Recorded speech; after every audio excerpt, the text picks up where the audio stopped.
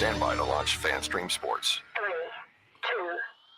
2, 1. Let's start. Hello, sports fans. Welcome to FanStream Sports. Nothing but pure sports. This is the JP Show. JP, it is so good to hear you back on the air. Stand by. Now, here's JP.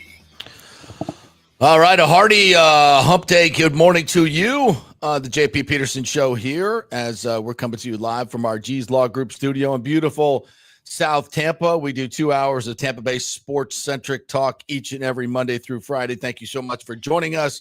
Had a lot of new viewers over the last week. We love having you guys in, so please jump into comments as well on our YouTube, Facebook, and Twitter pages and let us know what you think. Be part of the show. Good morning to you, IndyCar Tim from our DSP affiliate in Dallas. How are you, my friend? Good morning, good morning, good morning. Big sports week.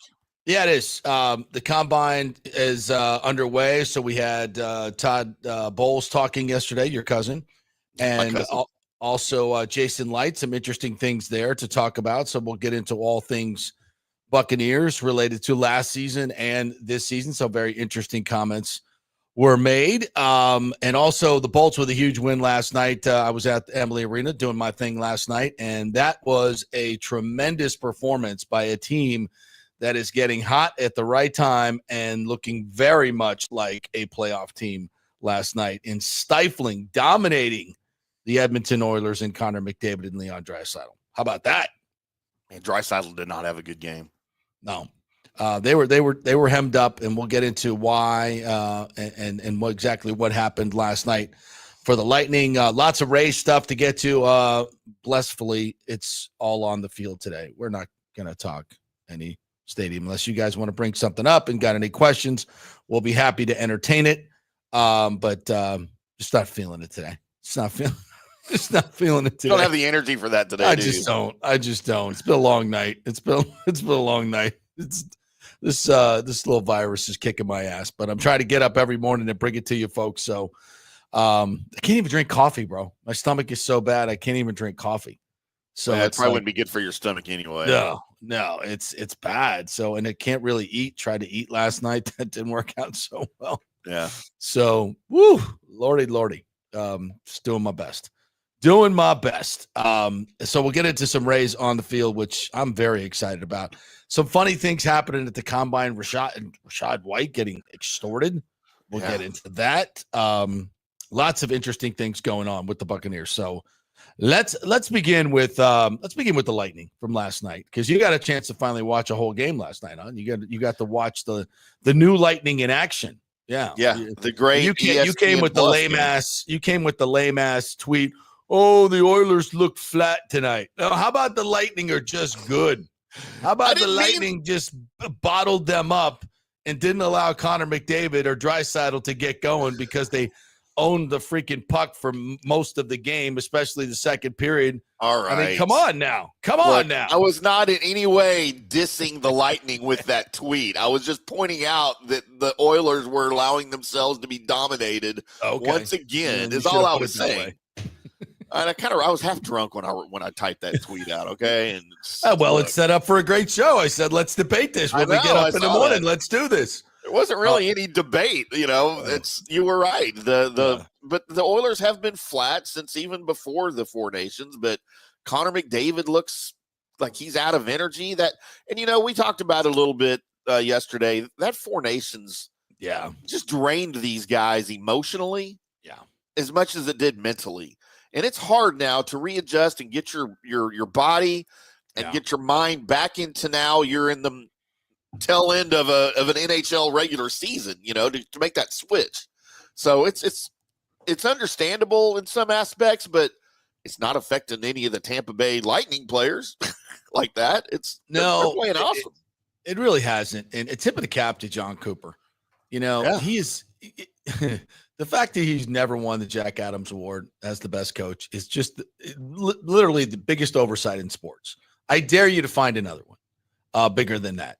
And the way he, reworked things, to get Team Canada to win that game and play the way they played. And I think the United States was a better team, but they found a way to win. And that's what he's doing with the Lightning. They're finding ways to win. They're playing like a playoff team. That defensive pressure last night the lack of time and space for McDavid. I think I saw maybe twice in the entire game where McDavid got some speed through the neutral zone and, was his patented, bullet in China shop heading for what? It's not a bullet in China shop. He's a great skater, but he's just the combination of speed and skating, like a really athletic bull in a China shop. He's just so good, but he never got going. The Lightning just would not allow them to break out of the zone. When he got into the neutral zone, he was forced into the middle of the ice where 2 or 3 guys were. He just couldn't get it going. And last night, Cooper switched up the lines a little bit and put Gergensons with Hagel and Cirelli, his 2 best defensive forwards, and that seemed to really, really work out well. McDavid only had 2 shots in the entire game, and that's incredible. The Edmonton Oilers have only scored 1 goal in one time in their last 32 games, and the Lightning held them to 1 goal last night. Right. And that was a power play goal. They had nothing 5-on-5. So the defensive effort last night, not just by the defensemen, but the forwards as well, was fantastic. And once you get to the goal, you're done. Vasi is back. Did you see this stat on? It was on the ESPN broadcast, which I'm sure you didn't see if you were in the arena. So Edmonton has been outscored 10-0, 5-on-5 in the last 6 games with Connor McDavid on the ice. How about that? Good God. Here's another stat for you. Last 2 games, Vasi's save percentage is .970. Wow. 66. I'm sorry, 967. My bad. He saved 59 of 61 shots. In his last 8 games in which the Lightning have pointed, 7-0-1 with a 1.80 goals against. Is that good? Yeah, and he almost got his 3rd assist of the season last night if Gonçalves would not have missed a freaking open net. Wow. How about that? Yeah, and he even did a great interview last night. Talking about the games. He was really quite loquacious for Vasi and upbeat. I gotta look that word up. Hang on just a second. Loquacious. Yeah, that's okay. It's a great word. It's a great word. He was great on every level last night, and this just looks like a team that is ready to play hockey. I mean, when they got that, they give up the early power play goal, and first of all, if it's not for Skinner, it's 2-0 2 minutes in. I mean, Hagel had 2 glorious chances early on in the game, and they didn't get them. But they didn't, and this is what the Lightning have been doing well in this point streak. They've won 6 in a row and pointed in 8. Is they're staying patient. And Cooper mentioned this last night. Early in the season, they're just trying to force offense and making turnovers, and then every one of them ended up in the back of their net. So now they're not doing that. They're being very patient. They're playing very conservative, and they're letting the game come to them. And it seems to happen, night in and night out. That's how they win games. They're not extending themselves. They're not making the stupid turnover at the blue line that turns into a goal. And when they play like that, they're really hard to beat. And in the 3rd period, of course, so let me back it up. So they go down 1-0. And then Mikey Eyssimont, we've been talking about depth scoring, right? They got one from Gergensons or Glendening 2 nights ago. And they win every time he scores, which is weird. So then Mikey Eyssimont in the neutral zone makes a great play, gets the turnover, and makes the steal, gets it to Gonçalves, and makes a beautiful touch pass right back to him on a give and go. And then Eyssimont does this forehand, backhand roof. Like Brian Ingbaum said last night, everybody was like, who is that? 23? That's wait, what? That was Eyssimont that just did that? I thought it was Don't expect that was Kucherov. That was, I mean, that was a goal scorer's goal right there. I'm like, wow. And that was a huge goal. That was a huge goal because, it turns the games back and they're not chasing the game anymore and they can still stay patient. And then 29 seconds into the second period, after a nice little chance that Vasi makes a save at the top of the second, they get it to Hagel, and he makes a beautiful move around the back of the net and beats a defenseman and Skinner to the post in a beautiful wraparound. His 28th goal of the year, and a 2-1 lead. Now you're really starting to play into the Lightning. What was Bouchard doing on that wraparound, by the way? I don't know. He looked like he was playing in a different game. He ignored everybody. Yeah, like he was looking like that maybe it was going to be a pass or something, and that seemed a little a little bit of a cheapie, but we'll take it, right? We'll Yeah. take it. And then the Lightning get a 5-on-3, and fucking Hedman just pounds one at 93 miles an hour that hits off a stick and ends up in the back of the net. So, and they get an empty net or a late goal from Nick Paul. So, I mean, just a great, great game all around. But I just love the way they play defensively. I love their energy.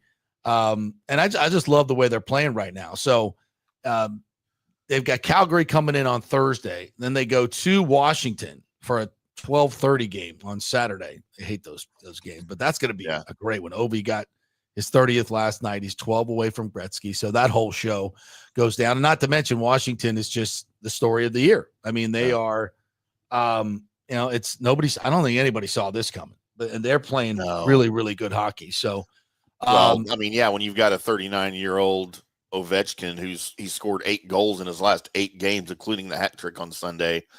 Look, and we haven't talked about this too much. At least not on the show. I never thought we were going to live in a world where Wayne Gretzky was not the greatest goal scorer of all time. It had never even crossed my mind that anyone, much less Ovechkin, would overtake him at any point of his career. But here we are. He's now, 12 away? 13 away? 12 away from breaking the record. Can we just say this is not popular? This is not popular. I was going to pose that question. Look, I consider myself a pretty straightforward hockey guy. I'm a historian. Look, I love it. I love Gretzky. I didn't used to when he played, but I love Gretzky. I covered him in St. Louis for a year, but I was never a fan of his. But, so do you think people don't like it because he's Russian? Of course, because and he's Ovechkin. Gretzky? It's Ovechkin. All right. Not the most affable dude. Most of his career, he's gotten better. He has gotten a lot better. But mostly a brooding, shot hogger. Not a team player. That was his kind of reputation for most of his career. Right. And of course, when they won the cup, everything changed a little bit. He's become a little bit more likable in his old age. But no, I mean, you got to salute the dude. He is just an incredible player and has been. I mean, this number is. I thought everybody thought it was untouchable, but here we are. And we thought that the freaking Lou Gehrig's record would never be broken, right? Right. And then along comes Cal Ripken Jr. And I never looking back, I don't think I said I thought it would never be broken. I didn't think I would be into this. Like I can't wait for him to break it. Like I want to see it. I'm ready for it. And I never thought I'd say that. I thought I'd be on the other side. Like, no, man, especially a Russian Ovechkin, he can't do it. But dude, I'm into this, man. I love history. Yeah. And now this is a record that you think probably will never be broken, right? I don't think so. Just because you've got to play so long to do it, and the salaries are so big. I just don't know if there's going to be a want to, And I think the game is it's faster. I guess there's more scoring. I don't know. Somebody could come along and do it. I haven't really looked at the numbers. I'm looking at them right now. There's nobody. Like Sidney Crosby is next, who's current, and he's at 6'10". All right. Well, where's McDavid? But if you look at McDavid's age and average per year, Stamkos at 572. Yeah. And then the next, Malkin. Malkin is at 508, active player. Well, yeah, those older players, they got no chance. The only one I would think would be maybe McDavid. I'm trying to see where McDavid is here on the list. No one entered that name in a while. Jeff Skinner at 368. Jeff Skinner's got through. Okay. Matt Duchene at 364. Evander Kane at 326. Braden Point 295. Yeah, but he's pushing 30. Yeah, and that's 632 games played. Jordan Stahl, he won't be around. Yeah, I think McDavid's the only one that has a chance. But anyway, so see where he's at on the list here. The Lightning will play them, and then they got the Panthers on Monday.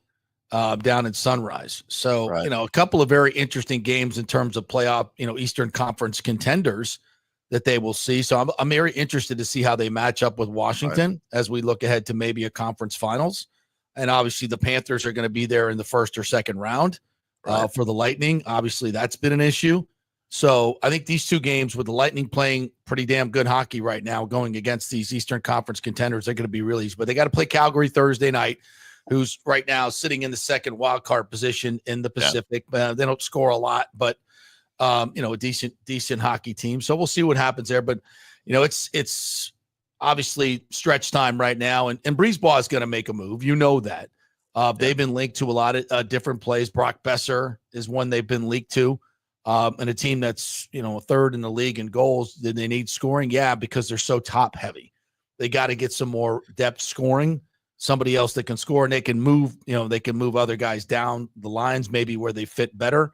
So I think this is not the team that we're going to see. And Brian said this, Brian Bradley said this the other day, and I asked Brian Engblom last night as well about the defense. Would you make a move on defense? And they're like, no, not with JJ Moser back. I don't think you want to mess up what they have. They're playing really well together. So I could see them adding one, maybe two forwards for the stretch run, because they, even though they're getting a little bit more depth scoring now. And don't forget about Isaac Howard. Isaac Howard could be kind of a wild card playing at Michigan State. He was leading the nation in scoring. They were ranked number 2 in the nation as of a couple of weeks ago. So he could be the Matthew Nyes like Toronto had coming out of college, and really giving you some boost in the playoffs. So I think there's a lot to be said yet, a lot to be done yet for this team. But right now, I feel like, they're obviously the hottest team in hockey right now, and the way they're playing looks very playoff-esque. And then there's Vasi. This is the Vasi that won the Cups. He had a back injury. It's taken him a season and a half to get back to where he needs to be, and he's in perfect form. So I love where the Lightning are at, and I absolutely love where they're at right now. And it's fun to watch. It's fun to watch right now. TJ Reeves popping in this morning in the comments says, keep up the great work on Gretzky. He played 20 years, same as Ovechkin right now. Wayne also has a staggering 1,963 assists. Alex, 714. A little bit of a discrepancy there. Well, and that's it. And that's what Ovechkin has been his whole life. He's not a playmaker. He's a scorer. It's always been about him and his shots and his scoring. That's his deal. So, I mean, can you still say Gretzky is the greatest to ever play the game? Absolutely. Ovechkin does not get that by the points alone. So, to TJ's point, it's a totally different conversation. So, I think in Gretzky some ways, is still the great 1. Ovechkin's still the great 8. We'll leave him with the great 8, which is great. There you go. That works. All right, I want to zip over to I was going to go to the Bucs, but we'll do that after the break because it's not as time sensitive. Because we get a lot of chatter here about the Bucs or the Rays tickets, and Lonnie Wilkins jumped in here this morning. It says Stu is price gouging the fans. These ticket prices are insane. Cheapest ticket is $60, but the average is about $150 per ticket. And I said that the prices were doubled. The average price of last year's tickets, I think, was probably closer to $50. So we're talking tripling the average ticket price. Yeah. And Lonnie throws this in there. Presale code is burst for anyone wanting to look at Rays tickets right now. There you go. Thank you, Lonnie, for putting that out there. Appreciate you. Tampa Bay says not a lot of seats left for Rays home Saturday games, and it's only Wednesday morning. Interested to see how high these resale tickets go for. Is there any interest in tickets in Tampa? Is Tampa a good place to play? You think the stadium should be here? You think it should be an outdoor stadium? I mean, just crazy. Have you all kept up with the Mary Kate situation? I don't even know what that is. Mary Kate and Ashley Olsen? Is that who we're talking about? Right, Rudder, just taking it right off the tracks. That's what he does. James says the 2 weeks off for Vasi has been huge. Yeah, listen, at first I didn't want to really talk about the ticket prices because obviously it's a smaller venue. The Rays deserve to make money. Yes, absolutely they do. Yeah. Please don't ever, say this again and I've heard it out of their mouths 50 times since they went to Steinbrenner Field. Oh, we're going to lose a significant amount of revenue. Shut up. Shut up. It's the biggest crock I've ever heard. Jesus. And this is what they've done their entire tenure, is lie to the public and blame the public and take advantage of the public. That's what they've done constantly.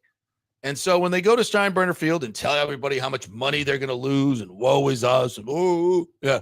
And then you triple the prices and you still sell it out and you gouge the fans because, I mean, it's just, it's so on brand. It's so on brand. And now, I was talking to a former Major League player the other day. He said, I logged on to get tickets and he's got a lot of kids. So he needs 6 tickets. Yeah, he said, he's like, if I want to buy season tickets for the fam, it's $80,000. And that's for not even close to the best ticket. That's one of the worst tickets. $80,000. I mean, these prices are insane. They're insane for baseball games. They're insane. And then the resale prices are going to be even more. So JP, I had a listener hit me up on X last night, asked if I was coming out for Rangers at Tampa Bay, which is the first week of June. So I went online and look, tickets aren't that big of a deal. If I get them now, they're like, I'm looking at it right now on SeatGeek, which is, they're not a sponsor, but that's who I always use because that's where I've always found the best prices. Looking on SeatGeek, and I can get third base line right behind the visitors dugout for $102 a ticket. If I go down 2 sections, it's $75 a ticket. For Rays games? For the Rays versus the Rangers here, yeah. At Steinbrenner. If I go out to the little porch out there in right field, it's $57 for a ticket. Upper deck, you're looking Is anywhere. Is that before fees? Well, it's SeatGeek, so it excludes the fees, but SeatGeek doesn't have a tremendous amount of fees. So okay. That's why I use them all the time. So if I wanted upper deck behind first base, $44 a ticket. See, this is not what I've seen. This is not what I've seen. I mean, this is not what I've seen. I've been told. John Hill says right field terrace seats are $5,265 per seat for season tickets. So divided by 81, That's expensive. Yeah. Yeah. Outfield, $144 anywhere in the outfield, except for that little porch, whatever. Yeah. So why? I mean, does that come with food and beverage or something? Like, these tickets, these $45 tickets, I haven't seen those at all. I'm not sure where you're getting. That's on SeatGeek. Yeah, I'm looking at their website, SeatGeek, right now. Huh? Like right now, I can buy 2 of the what do they call them? The terrace, the right field terrace. Yeah. Seats, $57 each. That's after fees and everything. Really? Yeah. Oh, interesting. It cost me more to get out there, but if I can figure out a way to get out there, I'm going to the game. I'm going to at least one of that 3-game series. It's a Tuesday, Wednesday, Thursday midweek game. I would buy those right now if I were you. I would buy those right now. Because I could probably resell them later if I want. Yeah, absolutely. Absolutely. When is that game? June 3rd, 4th, and 5th is that 3-game series. Rick jumped in this morning, says the FBI concluded that Rashad White wasn't extorted. He was simply trying to get Rays season tickets. Gotcha. James says, guys, the problem is Stu knows he can get away with blaming fans. Why? TBT in their pocket, yeah. John Romano the other day made excuses for Stu for 1 hour. Never once did he criticize how Stu handled this. Did he do a podcast or something? I don't know. I didn't hear it. I mean, how you can't, and I've heard T-Kraz say that he has respect for everybody in this process. How can you have respect for Stu Sternberg the way he's handled this process? I know, well, because they're the Rays station. I get it. And by the way, they continue to take shots at me for my reporting and all that. And I'm like, I'm fine with that. You've never broken a story in your life. Because they're entertainers, they say. They're entertainers. You could still work the story. It does. You don't need a license to work a story and have contacts and get the story. You could still do it. You just have to do the work. You have to actually put the work in. If you don't want to do that. James said, yeah, it was on a podcast. Yeah, I didn't hear it. I don't know how you can defend the way he's handled this whole situation. I mean, two separate times to Tampa, and well, actually probably more than that, 3 different mayors on St. Pete's side. All the shenanigans in the Ybor City thing that he went through made all the people raise 100 and the business people jump through hoops and kiss his ring and everything like that. And the Hillsborough County people put together a deal and all this other stuff. And at the last minute took his ball and went home and blamed everybody else. Same game plan in St. Pete, same exact game plan in St. Pete. St. Pete bent over backwards and gave him everything he ever wanted. And he still wouldn't do the deal and led everybody down the path. Just such a waste of time. All of us. I mean, that's just not them. And that's just in the state. So many more things. And you still have respect for Stu Sternberg? I mean, the way he's run this team, again, not personal. The way he's run his team and handled the stadium situation. Okay. Unbelievable. Everyone has their opinion, but I just can't share that. John Hill says load section prices are $14,175 across from the first base bag. Yeah, that I think that includes the food, beverage, and beer. I believe. Yeah, those things don't even include liquor. I mean, you get the ticket in the Chase Club, Channel Club. You get liquor. You get the liquor. You get the good stuff. That's what I want. Yeah. So yeah, the beer and wine just doesn't cut it. You know, if you're going to pay premium prices, you got to have liquor. I don't know why they don't do that. James says, again, why hasn't MLB met with Stu? Mind-boggling. He needs to go.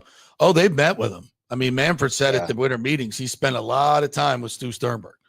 And trust me, they're doing everything they can to get this sale done. MLB has no interest in Stu Sternberg continuing to own this team because all the owners want to get this stadium deal done, and they realize that it's not St. Pete's fault. He got everything. These other owners would kill for the deal that he got in St. Pete. They would kill for it.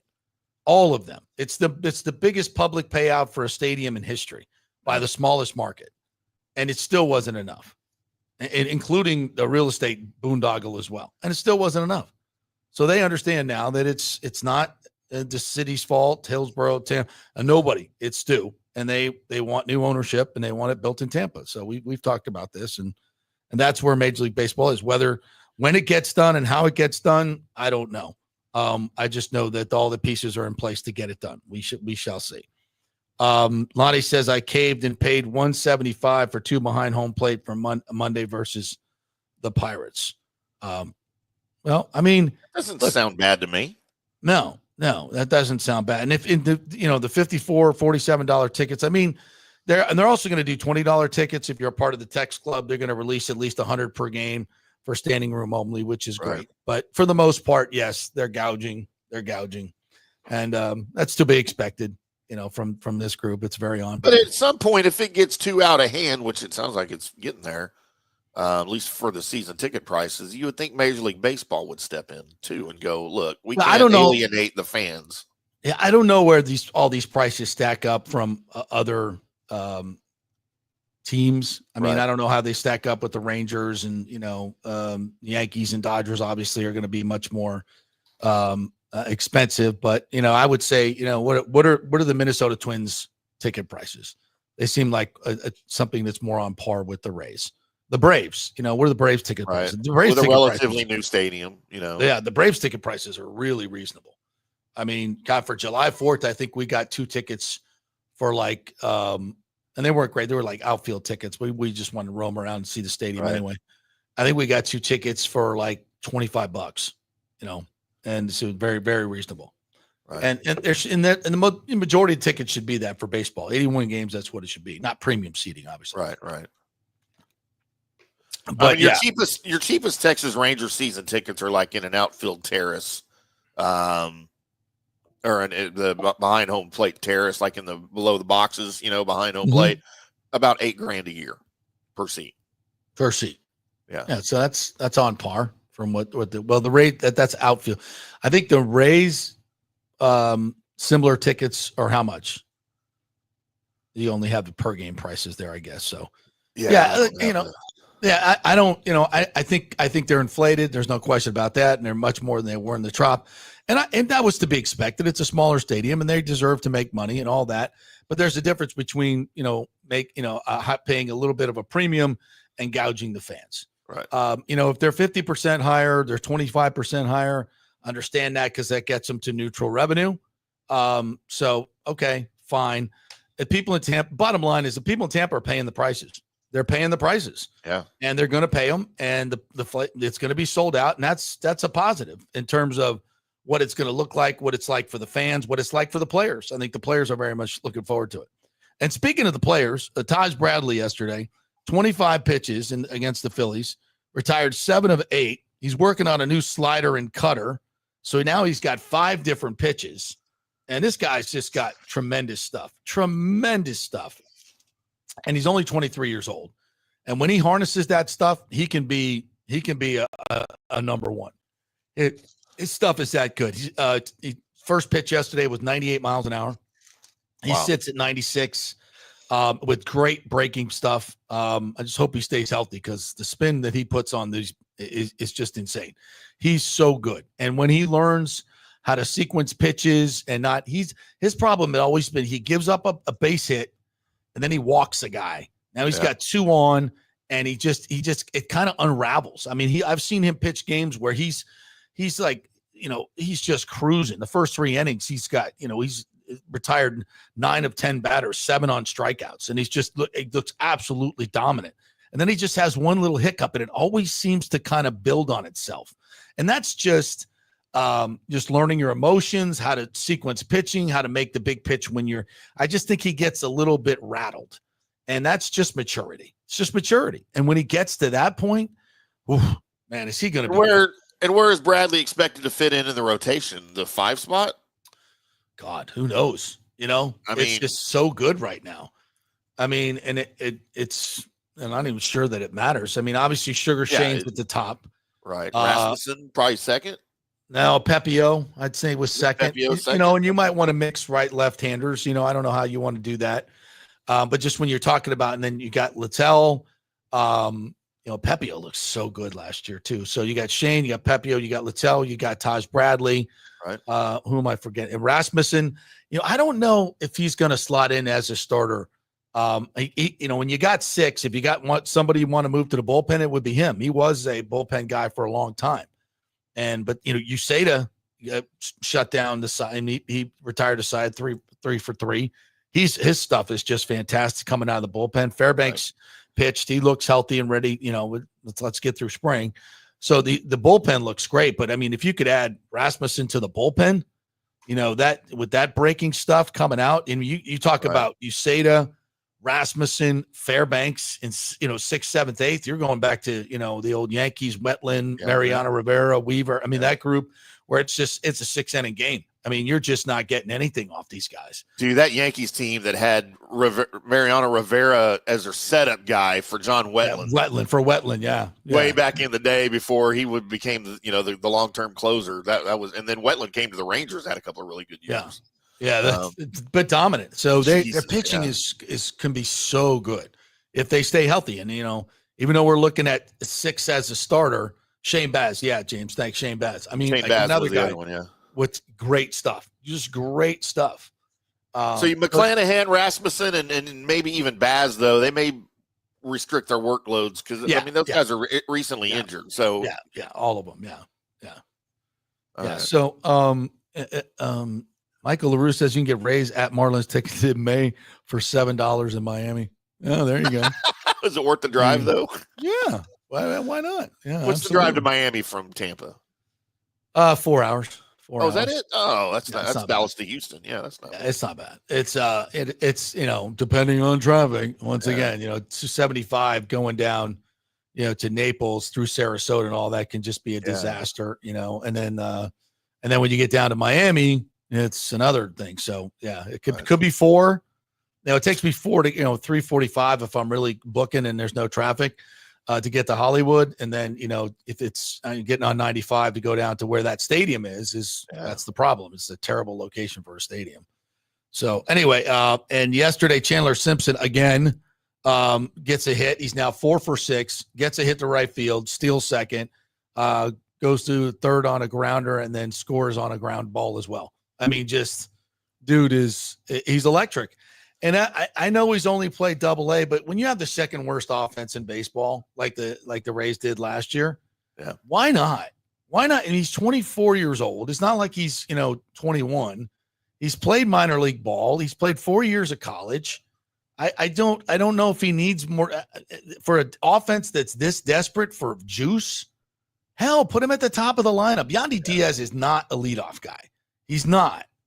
And you have trouble with runners in scoring position. Get him further down in the lineup where, even though he doesn't have significant power, he's got that gap power and he'll get a lot of RBIs, get guys on base. Let Simpson create havoc, distract the starting pitcher and get on the base pass and start getting more fastballs for your hitters and Belau and J-Lo. I mean, let's go. That guy, I don't understand why the leadoff hitter has just disappeared from baseball. The contact speed guy, the Vince Colemans, the Ricky Hendersons, those guys who were just, great teams seem to me always used to have great leadoff hitters.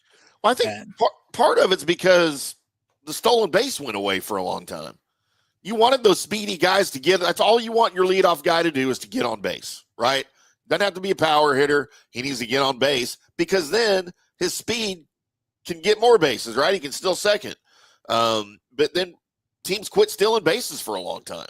Yeah. So it kind of went away with that, but I think that's coming back a little bit. I think teams are getting back into stealing bases, and that's going to bring your prototypical leadoff guy back into baseball, especially with some of the rules changes that they've done. Yeah, I love it. And I say, I'd start him. I'd put him. I'd make, like he said the other day, I'm going to make him, send me down. I'm going to make that decision really, really hard. And he's doing a hell of a job.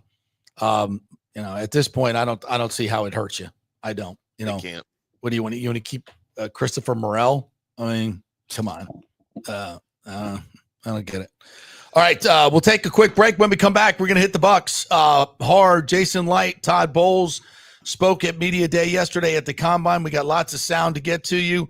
The Rashad White extortion story. We got that. Chris Godwin, what's going on with him? All kinds of stuff coming out of the Combine. And we got to do the story. Have you seen the Jaguars' new GM? No, I'm not. Oh, no. I saw the press conference. I was like, really? Oh, no. Okay. Can't wait. It's an interesting story. It's a very interesting story. So we'll do that as well. Lots more coming your way. We're brought to you by the Jeeves Law Group, JEEVESLawgroup.com. If you've been in an accident, you want to go with someone local. They're local, they're trusted, and they get results. Don't just become a number of some national firm. Come to the Jeeves Law Group where they will fight for your rights vigorously. JEEVESLawgroup.com. Back in 3. Not attorneys. Hurricane Helene put a hurting on Tampa Bay, and for many of you, the rebuild will be a long process. You must beware of unscrupulous contractors offering up quick fixes for incredible prices. It's a scam. So go with long-standing reputable companies like Third Generation Plumbing and AC. My friend John Rodriguez has been serving Tampa Bay since 1995 with hundreds of 5-star reviews. If you need a new AC system or any home repairs from Helene, they will work with insurance companies to get you taken care of quickly, expertly installed, of course, and a 1-year maintenance plan and 10-year warranty included on all AC units. 0% financing for 60 months. Contact them at thirdgenerationplumbing.com or 813-961-8024. That's 813-961-8024, thirdgenerationplumbing.com. So many of our Tampa Bay neighbors are finding out the hard way from Hurricane Helene that homeowners insurance does not cover flood damage. You must have flood insurance. It's a separate policy. Immediately call Italiano Insurance at 813-877-7799, and they will shop around to find the best policy before rates go up. Lock it in. Over 60% are underinsured in Florida, or you're not getting your discounts that you're entitled to. So do an insurance checkup at Italiano, and they could save you thousands of dollars. Italiano will make sure you're with a highly rated insurer, so there are no surprises in your time of need. Our hearts go out to all our neighbors devastated by Helene. These are the times we're proud to protect all the pieces of your life. Italiano Insurance, 813-877-7799. Ciao, Paolo Tini here, owner of Caffè Paradiso, voted number 3 People's Choice Award on Open Table. I want to thank all our loyal family of customers that have been enjoying our great traditional Italian dishes we make from scratch every day. It's a great family story we're proud of. Our family moved from Rimini, Italy in 1984. My dad, Caesar, started Donatello, and that's where I got the start in the restaurant business. I started Caffè Paradiso on South McDill in 1995, and we've been there ever since. From our traditional ossobuco, a veal slow roast for 4 hours, to our daily fresh catch, the Gruppo Paradiso, with a piccata sauce and lobster claw meat, homemade pasta like lasagna, farfalle salchicha, which is a bow tie pasta homemade with fresh sausage. Hold on a minute, JP's favorite. I love it. So come and have a glass of wine with me on South McDill. Get a reservation on Open Table and see all our 5-star reviews. Ciao, see you soon at Paradiso. Let's go. Right now, back to the show on FanStreams. All right, welcome back to the JP Peterson Show, brought to you by the great folks at Italiano Insurance. Make sure you do your insurance checkup and get that homeowner's insurance checked up on. Make sure you have enough insurance. 40% of you are underinsured. So many people found out after the hurricanes when they went to get their house rebuilt, they didn't have enough insurance. And that's a problem, obviously. So don't let that happen to you. Make sure Italiano Insurance will get you the lowest rate and make sure you are fully covered. Also, business insurance, auto insurance, let them check it all out. 813-877-7799. JP, right. before we get into Bucks Yes, sir. and stuff, I wanted to pay tribute to somebody this morning here. Oh, yeah, we forgot about that. Yeah. As we had, today is the 13th anniversary of one of the greatest sports quotes in the history of mankind by one of the greatest athletes of our generation, JP, in Pro Bowler, and I don't mean football Pro Bowler, I mean Pro Bowler, Pete Weber. Pro Bowling Hall of Fame, Pete Weber. The great Pete Weber. The great Pete Weber. If anybody follows bowling, he is one of the biggest personalities in the sport, of any sport, anywhere. Big fan of his. Got really drunk with him at a Bennigan's here in Dallas a long time ago. Nice. How long ago that it was. We still had Bennigan's around.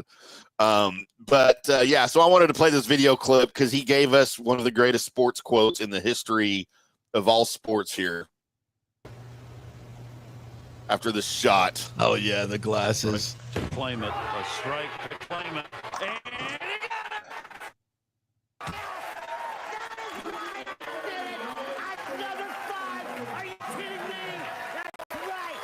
right here. Who do you think you are? I am. Who do you think you are? I am? What does that even mean? Nobody knows. But it's the greatest sports quote I've ever heard. Who do you think you are? I am. Sounds like he was still drunk. He was always drunk, man. Was he drunk when he was bowling? I have probably. Is it everone? That's the only way to bowl, right? But I didn't think pro bowl. Did he have like a full beer like sitting there on the hand dryer? Like just shotgunning beers in between his bowls. Yeah, I don't know, man. Else. I was watching that live on ABC. Who was and that? I heard that. Clement? Whose voice was that? I don't remember who it was. Yeah, probably another ex-bowler. Yeah. But, dude, I heard that. Who do you think you are? I am. And I've never forgotten it. Gary Thorne, yeah. Yeah, probably was Gary Thorne, yeah. He worked with Bill Clement. Yeah, Gary Thorne. Yeah, the great we Gary tried to Thorne. bury them a while back. She's not dead. We checked. No, neither one of them. At least they weren't then. But, dude, I've never forgotten that. I used to have that on our board over at the Ticket and over here at the Fan, and I would play that all the time. What do you think you are? I am. Huh? What? All right. Huh? Okay. And I went around saying that for a long time. I walk into a bar and I just scream that, and everybody would just look at me like, what? It's pretty bizarre. Absolutely. All right, let's get into Bucs yesterday, and topic A is Chris Godwin. Mm-hmm. We've said this many times. Chris Godwin, I don't think is going anywhere.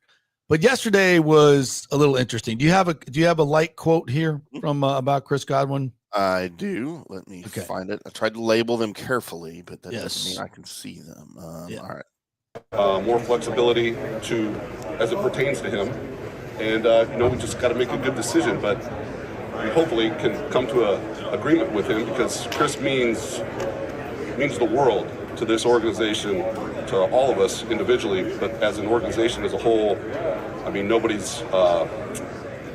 has been more resilient than him. We've been down this road before, a similar path with him. So nobody's been more resilient and works harder than him. So those are the good things. And you know what? If I were a bet man, I would bet on Chris. But still, the facts are we have to weigh through some variables here.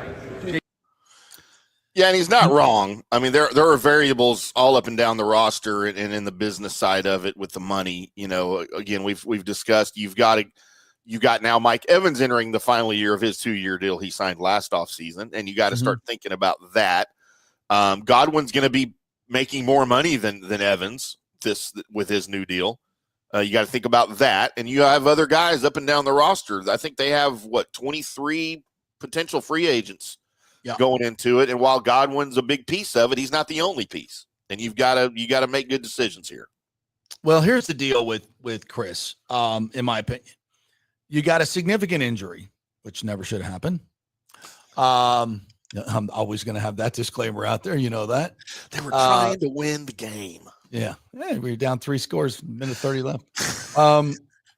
So I don't think it was 3, but whatever. It wasn't. It was 10. It was 10 six, points. It was 6 minutes left. They were down 3 scores and had not stopped them all game. You were never going to stop them. I know. It's just horrible. Anyway, I digress. But so you got a significant injury. And from what we've heard, he's not even doing football stuff yet. And, obviously they have time. And September's a long way away. I get it. But it's not that long away. Right. So and it's a dislocated ankle, so it's a significant injury, and I think it's telling that they moved this deadline date back basically a month to get more information on this injury.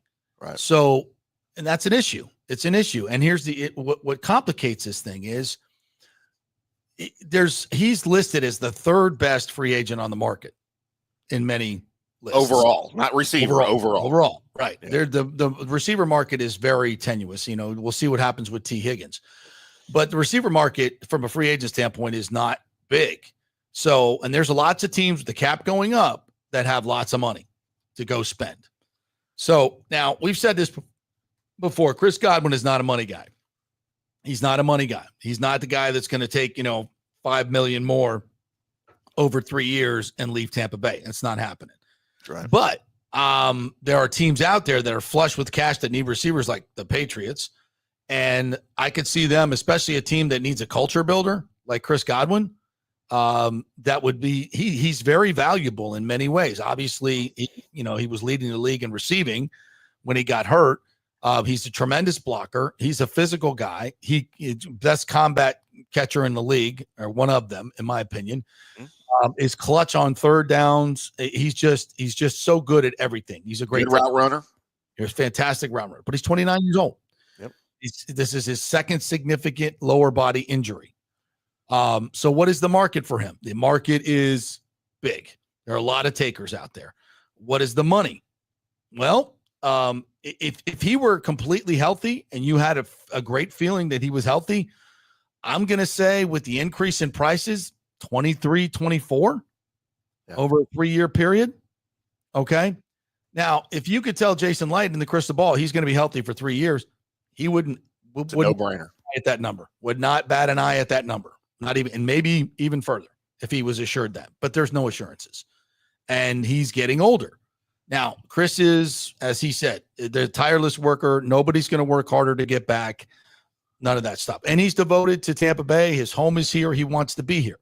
Now, that said, somebody comes at him with, a 26, 27 AAV and, with a lot more guaranteed money, you got to look at it. You got to look at it. Now, in the Bucs, I think, and Jason said this later on. He said, look, if you go out and overspend for a guy, and I think this works for the Myles Garrett thing as well, You give up a lot of assets. You go out and you overextend on a contract. All those things. Those are the things that take you out of your window. Those are the things, if they don't work out, you're stuck being the Cleveland Browns owing, $120 million in dead cap money. You can't run a team like that. Your window is closed for quite some time. So I think Jason Licht is very cognizant of the fact that they're not going to overextend. And when you look at what they did with Mike Evans, they held to the number. They held to the number. Mike was offered more money by Houston and other places, but eventually he settled here. And I think they want to do the same thing with Godwin, but I think a lot of it's going to come down to some clarity on this injury. And I'm a little worried about that, quite frankly. The extension tells me that maybe it's not going as well as they thought it would, because none of these things are cut and dried. Right. Look at an ankle. I mean, there's probably a significant ligament damage to that ankle. When you dislocate it and you stretch those ligaments and tendons, it's a significant injury, and they don't always bounce back like you think they're going to bounce back. And how does that affect his overall play? Is he going to be the same guy? It took him about a year and a half to get back from those 3 knee ligaments that he took. Though he played a whole year, probably about 75%. And then we saw the real Chris Godwin last year. Right. So where I once thought this was pretty much going to be an easy, kind of $20 million a year for 3 years, not break the bank type deal. I think this might get a little sticky. It could get a little sticky. I think he's going to have more. He's going to draw more interest than we originally thought. Well, there could be a team out there that says, you know what? I don't care about the injury. We're going to pay you like an elite receiver and offer him $27-28 million a year. So now the difference in offers is what? Could be $20-30 million over the life of the contract. Hometown discounts are nice. That's a lot of money. So, and I don't think that's beyond the pale, to be quite honest, because I think people think so highly of Chris Godwin. There is one specific team that comes to mind who is desperately trying to find a number 2/1B wide receiver in the league right now. And they're looking for one around the $25 million a year range. That is the Dallas Cowboys. They have no CeeDee Lamb's making 34 a year. Yeah. And they have nobody behind CeeDee Lamb. We saw it last year. Yep. Vontae Turpin's a great kick returner, but he's not going to be a number 2 receiver. He's a great number 4 receiver. Mm-hmm. But Jerry Jones is known to go after guys with injury histories. So yeah, that's true. Just watch out. He might drive that price up on Light. Yeah. That's interesting. And there's going to be suitors out there for him. So, eventually I think it's going to land in the Bucs' favor. I think he'll stay, but I don't. It would not shock me if somebody threw a ton of money at Chris Godwin and he had to walk. It wouldn't shock, because I don't think the Bucs are going to overextend for him. I think they'll pay him $20 million, maybe stretch to 22. I don't know what the guaranteed money's going to be, because if he comes out and he can't play at the level, and then you're stuck with another, $45-50 million of guaranteed money for 2 more years. That's how you screw up your, that's as much as we love Chris Godwin, when you can go, take a receiver in the second round that, and plus you got obviously Jalen McMillan, who's emerging. So, listen, there's nobody that loves Chris Godwin more than me. I've been a huge proponent of him. I've called him our best receiver since he got here, and that's with all deference to Mike. I think Chris has always been a more all-around guy. They're both fantastic, and I don't want to pick between one or another, but if and don't make me, but I just think Chris he does a little bit more. But, Mike is asked to do what he does. They're both fantastic. Yeah. But Chris, to me, has always been, and they've been the best tandem in the league as far as I'm concerned. So we'll see where it goes. We'll see. So the only thing I implore of you, JP, if you do nothing else, if you don't listen to any words I say for the rest of our existence on your show and elsewhere, do not say he ain't effing leaving. Don't say those words about Chris Godwin, because those words carry a bad juju right now. You had to bring that up, didn't you? Just don't say that. Had to bring that up, didn't you? You can say he's not going anywhere. You can say, I don't think he's leaving the Bucs. Just don't say those words. Okay. Thank you for that. I'm going to call Peter Schrager and have him come on and make sure you don't use those words again. Well, he didn't go to the Jets, Peter. So there you go. That's darn right. Yeah. I never figured that any owner would offer Liam Coen $60 million guaranteed. You underestimated the stupidity of Shad Khan. I did. Because you know, he told me he wasn't having leaving. Exactly. You got any more from Jason Light? Yeah. Oops. Yeah. You got any more from Jason later? Yeah. You want to hear Jason Light on Liam Coen? I do indeed. Let's go there. They want to go back in the past there. It's over. Yeah. I'll say that we have a lot of respect for Liam. He was a great coach, and he's happy for him and his family, and it's a great opportunity for him. Would you guys? Is there anything in terms of like joint practices again with the Jaguars or Miami or any of those? Well, everything's kind of on the table now. We'll have to see how the schedule comes out, but I mean, that wouldn't be a factor. Yeah. Of course. It's time heals. Yeah. Time heals. Yeah, I'm not gonna lie. He sounds a little bitter. Oh, he's bitter.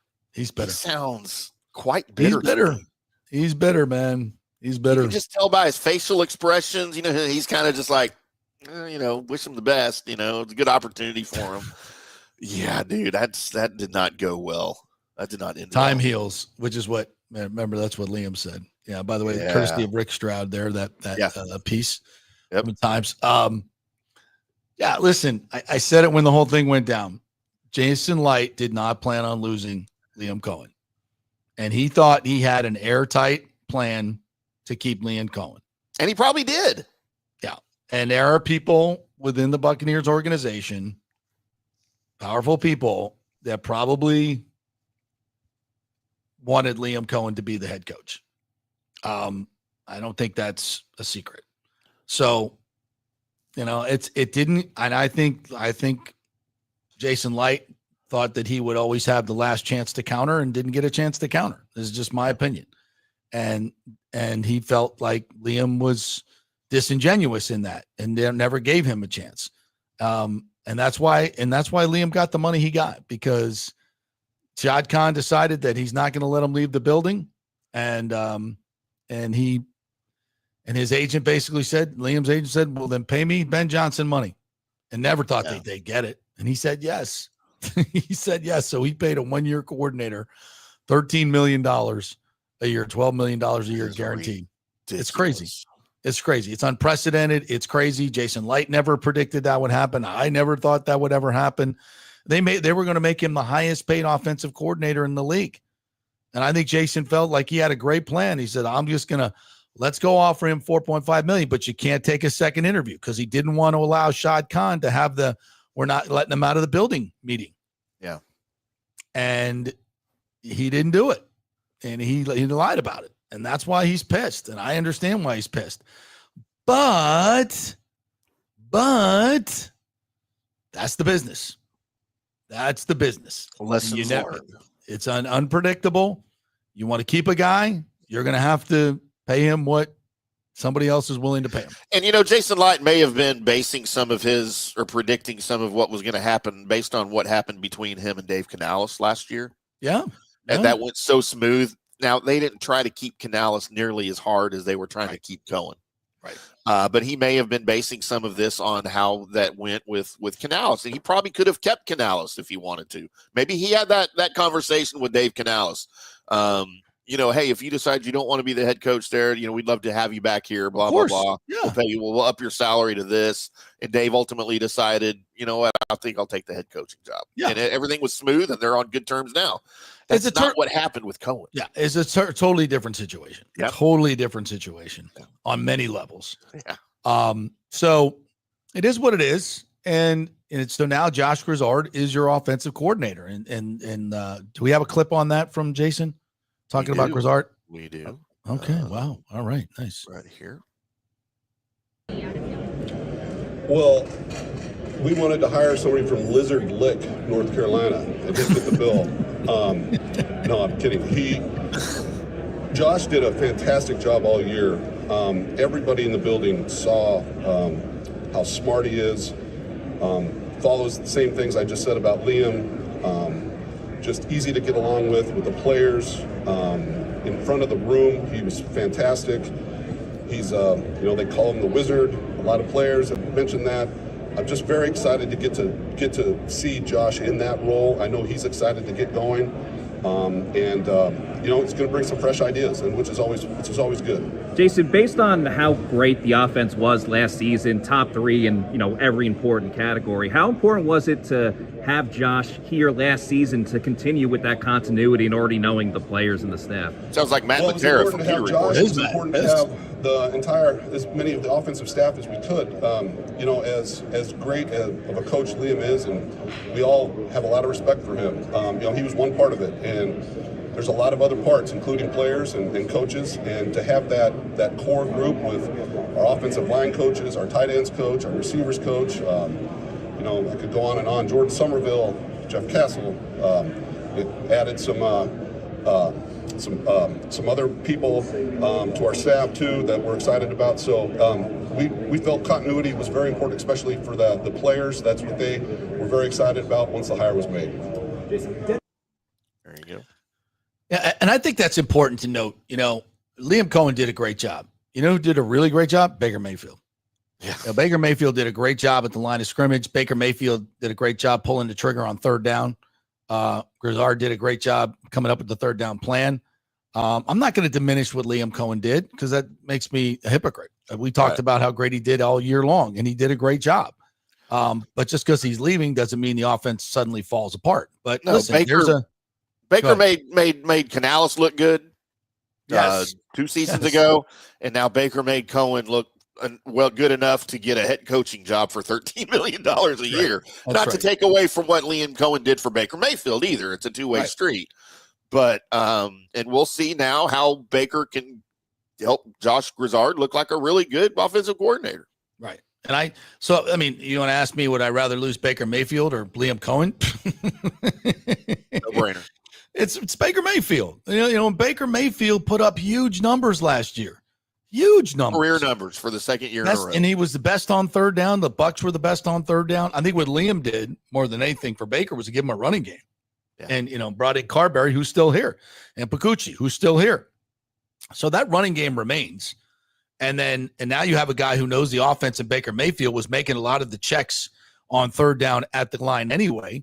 So, yeah, this offense doesn't fall off the map because Liam Coen is gone. It's going to be a really good offense. Will it be, fourth in the league in scoring? I don't know. And the difference is it going to be in those key play calls at key times. But Liam wasn't always great, right? There weren't, but nobody's going to be perfect. You look at the overall things that he did, and he was fantastic. No question about it. But the offense is a lot more than just him. And so now Josh Grizzard comes in. How does he sequence plays? Obviously, he's learning on the fly. I think there's going to be a little bit of growing pains. But I think the most important thing, and this is what Light really talked about, was the continuity. And that's the key.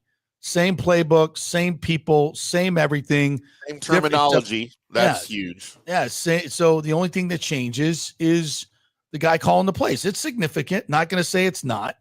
But he's got some fresh ideas. Could it be better? Well, yeah, it's fourth. Could be first.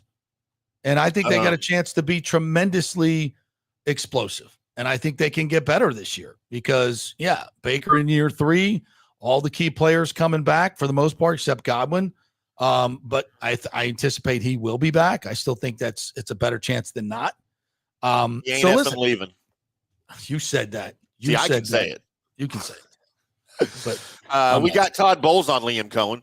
All right. If you'd like to hear what the future ex-head coach of the Tampa Bay Buccaneers. Getting them as high. Todd, now that the dust has settled on Liam going to Jacksonville, what do you think will make him successful as a head coach? If he's got the good staff around him, Liam's a bright guy. He understands football very well. He's hired a bright staff around him. Just doing what he's been doing, just expanding his knowledge to the whole building instead of the offensive side. I think he'll be fine. Say that again? Casey Rogers. Oh, they're getting a heck of a coach. He understands football inside out. Me and Casey's been together for 15 plus years now, and he's like a brother to me. Understands the game very well. Dan's been with us in Dallas and Miami, so they know each other already, so he should be fine there. They're going to get a very smart coach, a very tough coach, a very disciplined coach. Can you talk about... Besides players getting healthy, I think that's it. That's it. Who's that courtesy of? Where did we get that? I think that was Rick Ballou with us the first question in Jacksonville. Sounded like our yeah, that was Rick. I believe this was from Pewter Report. I think this was from Scott. I always want to give credit. Yeah, and they were all from different places, so it's hard to keep up with it. Yeah. Yeah. So again, Liam will do a fine job. He'll do a fine job. There's no, all this vitriol. It was more, I think, fan involved. Players and coaches don't care. In the end, I think Jason still got a little bit of a red ass because he wanted to keep him. He wanted to keep him, and he thought it was crucial. And it just didn't happen. Did he get outsmarted? Did he get outplayed? I don't know. I just, let's see how it works out. I think Shad Khan ridiculously overspent for an unproven head coach, but he's got to make a Hail Mary. It's been done a lot of stuff wrong. So we'll see how it works out for them. But for me, I'm just more dialed into what's going on with the Bucs. We've got Todd Bowles, JP, on what kind of player he's looking for on defense for the upcoming season. Okay, let's hear that. Me, I want ball hawks, and whether that's ball hawks, a down guy, a defensive lineman, whether he bats balls down or gets strip sacks, whether that's an outside linebacker that does it, whether that's a backer that can punch the ball out or get turnovers, whether that's a safety that can hit and jar the ball loose or get turnovers, whether that's a corner that has a nose for the ball. We need ball hawks, we need turnovers, we need guys that are very astute in the game and can see things and go make plays and go get them. And that's probably what I'm looking for. That is courtesy Pewter Report right there. Well, thank you for that. Thank you for that. He also said, I don't know if he had this one, but JTS did everything but sack the quarterback. Yeah, that got quite the fan reaction. The only other Todd Bowles I have here, and we'll finish up with the video and the Bucs, is what he saw last season and what he learned from some specific players. Okay. From last season. This is also courtesy Pewter Report. Where do you how do you put the period on last year, and what can that do to springboard you guys? So we found out about a lot of players. I thought Merriweather came back and did a heck of a job. I thought Izzian carried us probably the part of the season, halfway through the season when he was healthy.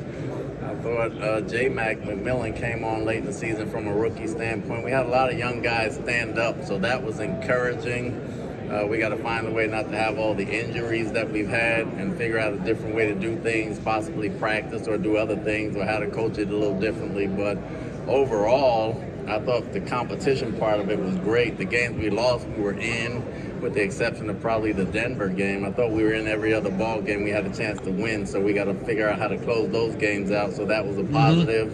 It's never going to end the way you want it unless you win the Super Bowl, but overall, considering the guys that were down, I think us playing with 6-7 safeties at certain points and different guys, and the big thing when Luke was down and Schooley had to step in, that was huge. Nobody really talked about Luke being down for a few weeks, but I thought those guys got some experience and really helped us in the end and developed some depth. So going into this year is something hopefully we can build on. Yeah. Well, a lot of that's on him, a lot of that is on him and, the way he manages games for me. And I thought this was an interesting quote from Jason Light, and this was in Rick Stroud's article in the Times. He said about Bowles improving his clock management. Said he's very transparent about wanting to improve on those things. Said, I remember when I was working for the Eagles back in 04, 05, 06, 07, the same criticism was on Andy Reid, and he's one of the best coaches of all time. The good ones adjust, and the good ones know how to improve themselves, and I think Todd is looking to do that. So I think that's pretty candid and pretty transparent. Yeah. On where and let me just say this, because we talk about this a lot. Managing games, to his point, takes time, and it's not easy. I mean, we could sit here now. I will say, I think there's some very elementary things that he does wrong. You can just look at the Washington playoff game in terms of clock management, I think, but there's a lot going on. And when you're a play caller, you got to worry about, what are you calling next? What is the clock situation? How many timeouts do you have? So you're managing the game and what you're calling. Are you calling a kind of a softer defense that's going to take more time for them to go down the field? Are you going to be more aggressive to either get the ball out of their hands or give up a score? Are you what? So it's not just managing the clock. There's not like some sheet that you have here that says timeout now. There's so much that goes into it, and the great ones do it well, and it takes time to get there. But this is what, year 8 for Todd as a head coach, year 8 or 9, including his time with the Jets. His record in 1-score games is atrocious. And last year in 7-point games, he was 2-6. And it's the difference. It's the difference in going deep in the playoffs, getting a better seeding. It's a huge, huge difference. So, yeah, Todd has got to improve in how he manages this. And, that remains to be seen. I think he does a lot of things really well, but it's a glaring weakness. And it's probably the most important thing that a coach does. Yeah. Excuse me. Yeah, no. And you're absolutely right, because there's a number of areas that the defense needs to improve on. And we've outlined the majority of them here on this show, going back into when the regular season was still going on. And, while Bowles made improvements, I think, towards the end of last year with the defense, I still think there's some glaring holes with players. His personnel, there's some personnel decisions he's made that I question greatly. Yeah. And then there's some obviously the game management issues are there as a head coach. To me, those are two different things. Are you a good defensive coordinator, or are you a good head coach? They're not mutually, or they are mutually exclusive. Like, you don't have to be a good head coach to be a good defensive coordinator. And I don't think anybody doubts. Well, I know maybe now, maybe people are also doubting his ability to be a great defensive coordinator, but I think he's been distracted by the whole head coaching thing, and it's taken away from his ability to run the defense effectively. I agree. So there's just and a lot of it's going to be personnel going into the season. The question, Jordan Whitehead, they've got an option on his second year of his contract, or they're not picking that up. Yeah, if they don't pick it up, which they won't, he's on the free agent list.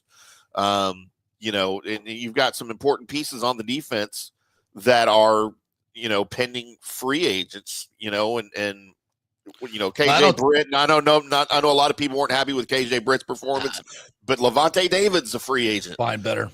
Mike Edwards, the list, Ryan Neal, who, whatever you think about Ryan Neal, he played an important part on the defense last year, I think. Anthony Nelson. Ryan Neal? What do you do with these guys? Oh, my God. No way. Listen, let's take a break. We'll come back on the other side, and we'll go through that list, and I'll toss them all out in the trash. I'm sorry. That's disrespectful. No, it's not. Yeah, I apologize. All right. We're brought to you by Third Generation Plumbing. If you're having issues recovering from the storm, your contractor screwed something up, they do AC, they do plumbing, they do all different types of things that they can do around your house. So whatever your issue is, go with an honest broker, an honest group of guys that have been doing this since 1995. John Rodriguez is the owner over there. His family's been in Tampa for over a century.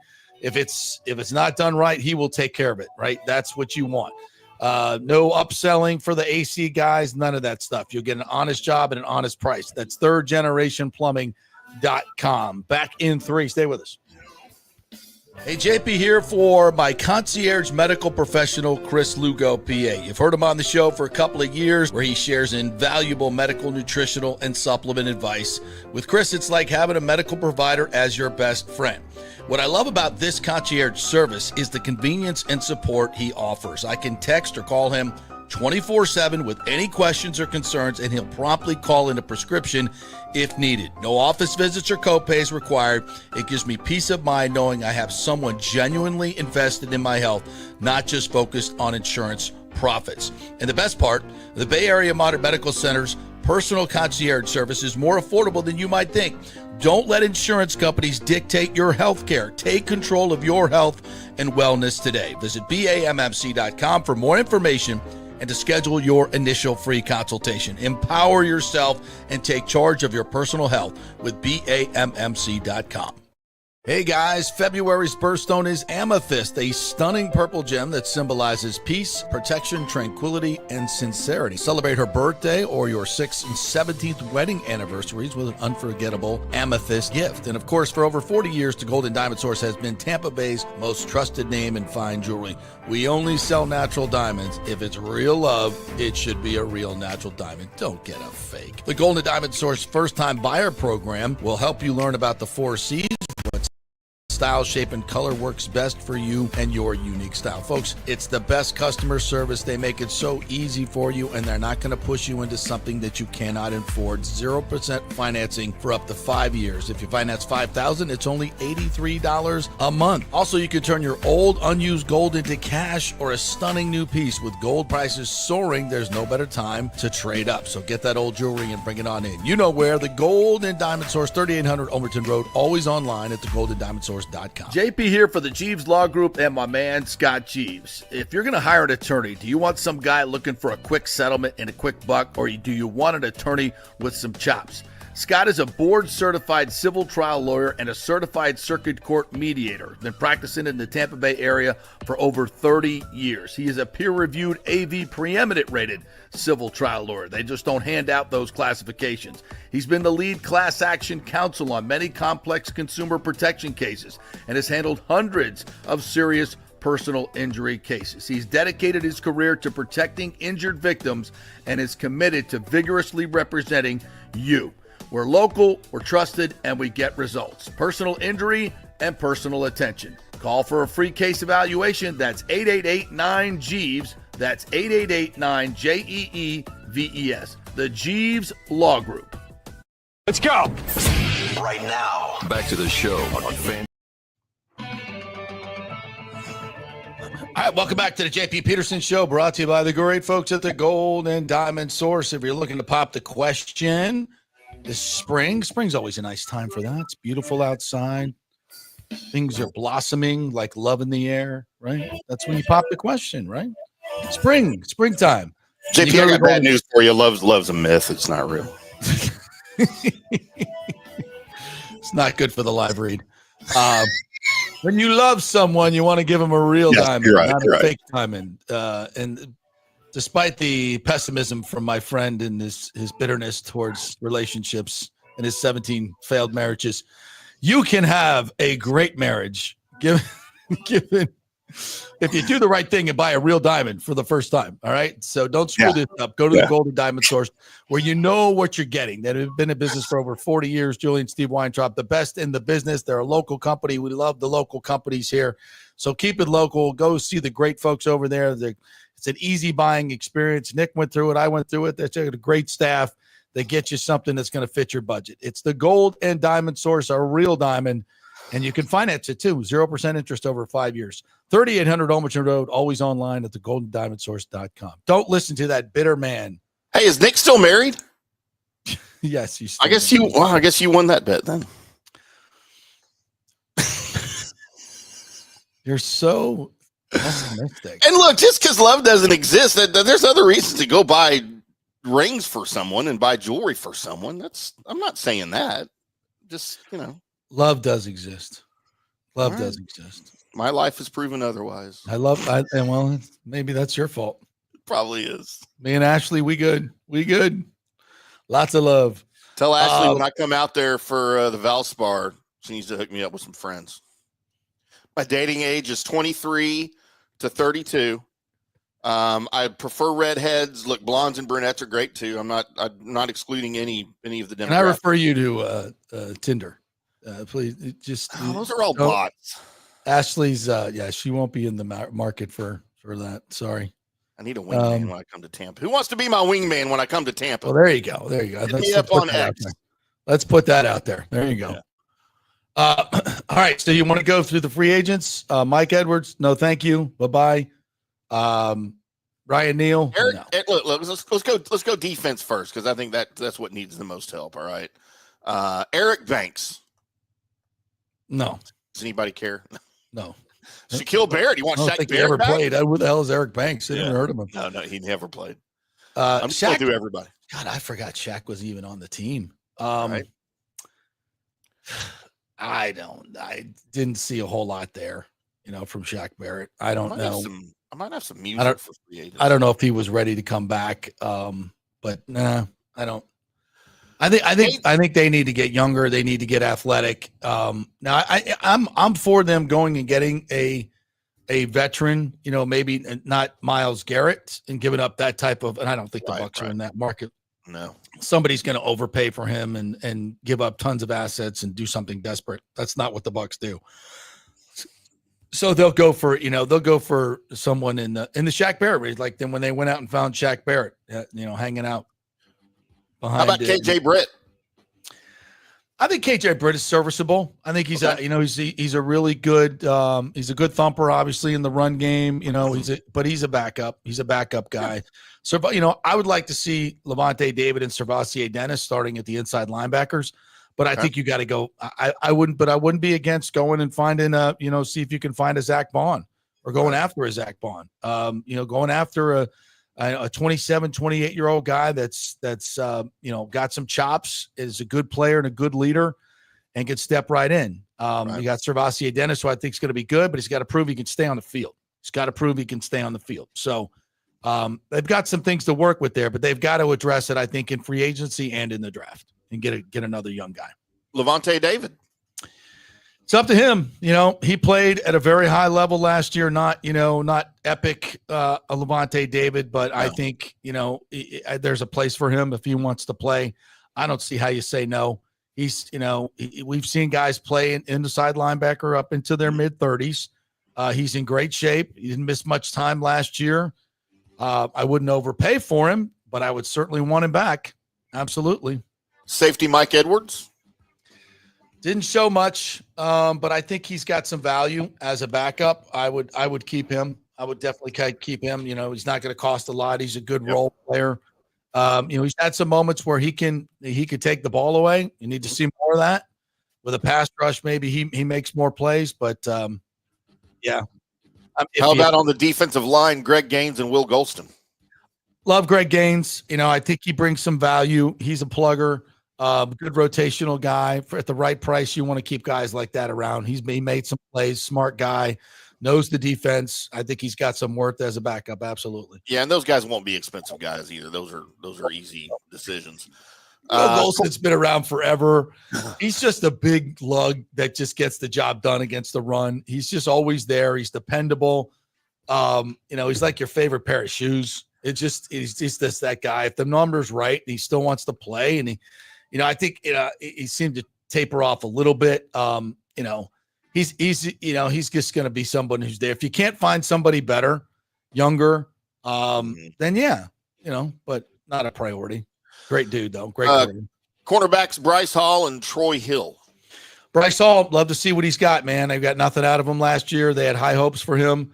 Troy, I think, is a little long in the tooth. I think you got to draft a corner and sign a corner. So, but Bryce Hall, yeah, definitely want to see what he can do. And you said you're not high on bringing back safety Ryan Neal. And here's my deal. I have the same deal with Ryan Neal as I have with a lot of these other guys on defense.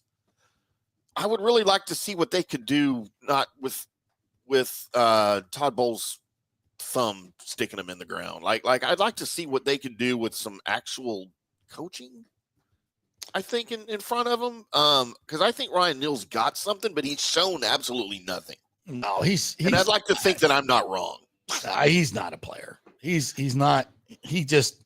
I don't think he thinks the game very well. I don't think he can handle this complex defense. He's a linebacker in a safety's, position. Right. I don't see any upside. He's a desperate play. If you're running out of safeties, you go get Ryan Neal, and I think that's what they did last year. I'm moving on from him. Absolutely. Tyke Smith, it'd be interesting if they move Tyke Smith to play next to Antoine Winfield. He played well in the slot. He's a good cover guy. I mean, but defense has kind of become positionless, especially in Bowles defense. Everybody has a different, role on every different play. There's different packages. It's kind of positionless now. Yeah. So I just think, Tyke Smith's going to play a lot, and so is Antoine Winfield. But I think you draft a safety for sure. Maybe that's part of the problem with the defense. Is nobody's got defined roles when they don't know what to do. Yes, absolutely. 100%. No, I don't. I don't think Bowles' scheme is as creative and as I think people have caught up to it. They understand it, and I think he spends more time putting guys in roles they're not good at. They like having Yaya Diaby drop 17% of his I think it was 17% of his snaps he's dropping into coverage. He's not a coverage guy, and we do this with a lot of our outside linebackers. And I think we should get more. And part of the reason our edge guys don't have as numbers is they're not asked to do typically what these great edge rushers do. Now you go get a great edge rusher. If they were to work something for Trey Hendrickson, you got him dropping into coverage 17% of the time, you got a problem. That's just not you're smart. Using him wrong. Yeah, you're not. It's not smart. So, and I don't necessarily think he would, but they did that with Diaby. Why are you doing that?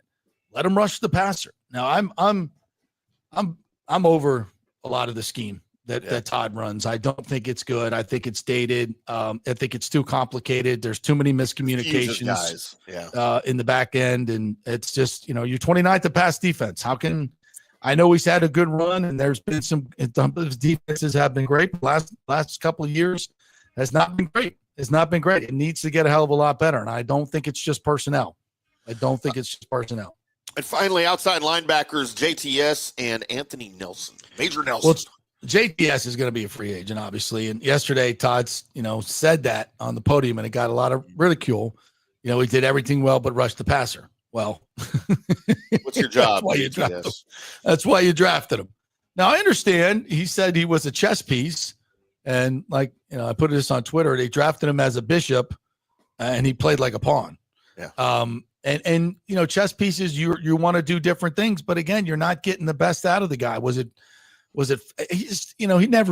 never developed moves. He never showed me anything that would approach being a tactical pass rusher where you have a variety of moves and counter moves. He just never showed anything. So it was a bad draft pick. We knew that when we counted up the shirtless photos on draft day on his Instagram. That's just never going to work well for me. Draft a guy with shirtless photos on Instagram. No, not if you want him to be a defensive lineman or an edge rusher. No, thank you. They're just not going to work out in the long run. We were right.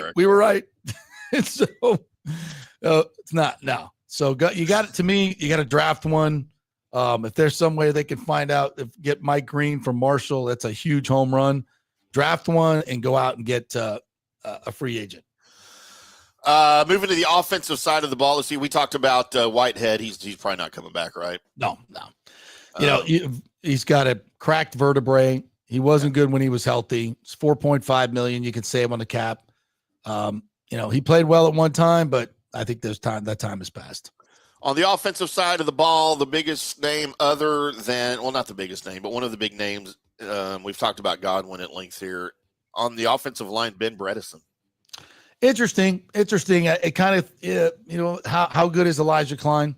I thought is he ready? I thought he looked really good last year in training camp. I love his feet. I love his athleticism. I love his tenacity. Bredesen was good last year, though. He was really good. I think he's going to get some looks from other teams. He might be priced out of their range. So it just depends on what the money is. And Opeta, I think, is coming back as well, who they signed last year and was kind of slated to start ahead of him. Yeah. So I think they're in good situation. I think he's still under contract. So I think they're in good situation. Opeda's a free agent. Is he? Okay. Yeah. So, I mean, I would like to. I like to keep both those guys. Yeah. And listen, I have tremendous confidence in Carberry and Pacucci, those offensive line coaches, that they're going to make the right decision there. Those guys are really good at what they do. They're really good at what they do, and a huge factor. And the Bucs did a great job in elevating them and giving them more money, keeping them around. I thought that was huge. Chase Edmonds is pretty much expendable at this point. Yeah, right? yeah. I mean, thanks for playing, but bye-bye. Yeah, not coming back. Robert Hainsey? Valuable swing guy. Can be a backup center, and I think of the game that he played and started. I think that was the New Orleans game when they ran for 272. So Jesus, Hainsey's a great teammate. He's a great teammate. He can play tackle, he can play guard, he can play center. I think he's a valuable guy. Now somebody may come after him and give him big money. I don't know if that's going to be the case. I don't think he's better than Graham Barton, but he's serviceable and he can play when you need him. And it's great to have backups that are that smart and that good and that tough and a great teammate. And that he's a valuable piece. So I think they want him back, but I don't know if they can afford him. Yeah, they also got to, Gedicke's got to get a deal too, and that ain't going to be cheap. I agree with all of that. I think Hainsey's a guy you figure out how to keep him because just for depth, you never know what injuries are going to. But if somebody comes at him, you got to let him go. You're not going to overpay for him though. Right. Royce Newman. No. Bye-bye. Yeah. Sua Opeta then on that we talked about him. Wideout Sterling Shepard. Yeah, I think that worked out well. Got him off the couch, but I think we're moving on from that. Unless Baker says I want Sterling back. Yeah. I mean, then you keep him as your fourth guy, right? Yeah. I mean, he made some big catches. I mean, I wouldn't be against it, but can you go out and draft a guy that can be better and you can start developing, giving him that time? I don't know. We'll see. Depends on what your draft looks like, right? Yeah. Depends on where you're at. And then finally, a guy, I think half of the population hates him, doesn't want him back. Half the population is still interested to see what he can do, and we may never find out what he can do. Kyle Trask. Sure. Come on back. I mean, who else are you going to bring in, right? Yeah, I mean, he's been here a while. He knows the offense. He spelled Baker a couple times. They seem to work well together. I think it's worth, I mean, look, it's the most important position on the field. And if Baker goes down, what do you got? I think he can win. I think he can win you a couple games with the offense that surrounds him, with the offensive line and the receivers. I think he can win you a couple games in a pinch. So I think listen, if somebody wants to come after him, and I don't think there's a lot of suitors for Kyle Trask. Who's lining up to get Kyle Trask? I think he's more valuable to the Bucs than he is to anybody else. And I see them getting a 2-year, $11 million deal, $2 million, $8 million. I mean, 2 years, $8 million, something like that. I just don't. I mean, he's more valuable to us than he is to anybody else. So I kind of see him sticking around. Kyle Trask seems like the kind of guy to me that's going to end up coaching somewhere sooner than later, right? If he wants to be a assistant quarterback coach or something like that, that's his career is probably going to go the way of Ken Dorsey's. I mean, to bring another Gator into it, and unfortunately we have Ken Dorsey on the Cowboys staff right now, and I have absolutely no idea why. I don't know what Brian Schottenheimer thinks he has any value for, but because he's proven nothing in the coaching ranks, but I don't know. We'll see. So there's your Tampa Bay Buccaneers free agents. Anything else on the Buccaneer doc? Oh, the Rachaad White story. You wrote something on that. What's going on with that? I just saw a couple of attorneys came out and said he's being extorted. Yeah. We're going to fully use the authorities to the fullest extent of the law to go after this person. The statement from the two Tampa attorneys, and really we have nothing on this, no details at all on this. The statement said, illegal and defamatory threats and demands against Rachaad and his family will be met with zero tolerance. We will continue to exercise all legal avenues to protect Rashaad's rights as a victim of extortion, end quote.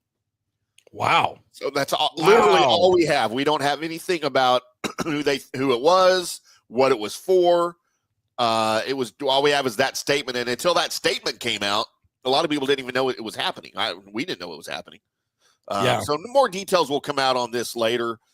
Greg Ammon's on it, as he's usually on everything. And we'll be paying attention to Greg's X feed here to get some more details, hopefully sooner than later. Yeah, that's kind of a weird deal. And then it's two Buccaneers, I guess, were allegedly robbed by the Chilean illegal immigrant group that were taking Joe Burrow's money and a bunch of other athletes while they were out playing. That's just crazy. That's just crazy. Yeah, they targeted these athletes while they were playing at games because he knew they wouldn't be home, right? Yeah. But it boggles my mind how these high dollar athletes, and they were like Joe Burrow. These guys aren't, your third string offensive linemen.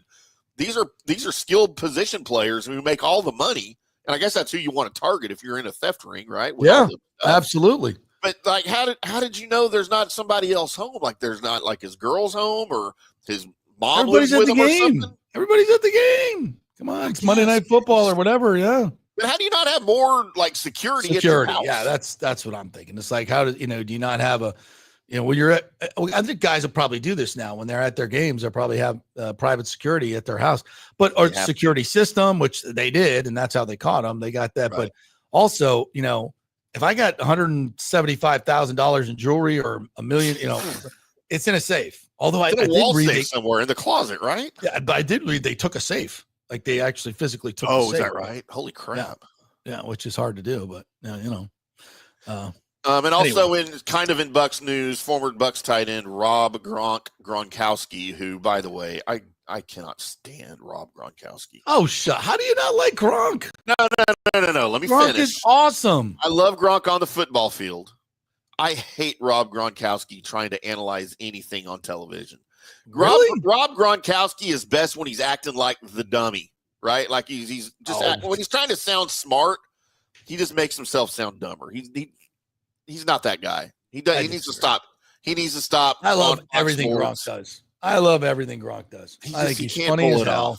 He's smarter than you think, by the way. No, I'm not saying he's a dummy. He plays the dumb guy really well. I get it. I'm a huge Gronk fan. Is he coming back? Is he coming back? I mean, look at him, for God's sakes. Could he play? Yeah. He wants to play only for the Broncos. Well, he can play. He looks like he can play. Why just the Broncos? Let's see. He loves Bo Nix. Is the biggest reason. He thinks Bo Nix is the second coming of Tom Brady. Maybe he's right. I don't know. I don't think that, but maybe he's right. And then he's got some relationship with Sean Payton because they worked on Fox together. So he's got that in. But he lives in Tampa a lot of the time. I mean, yeah, Denver and Tampa really don't compare. Would he fit in here? Hell yeah. Would he take away? I mean, what's he going to come back for just 1 year? Do you want that? Sure. Absolutely. Red zone, blocking. I mean, look, he's no spring chicken and he doesn't run like he used to, but he doesn't need to. That freaking catch radius of his, you could be right next to him. You got no chance. Think about Baker and Gronk together, right? Oh, my God. Just the juice that he brings.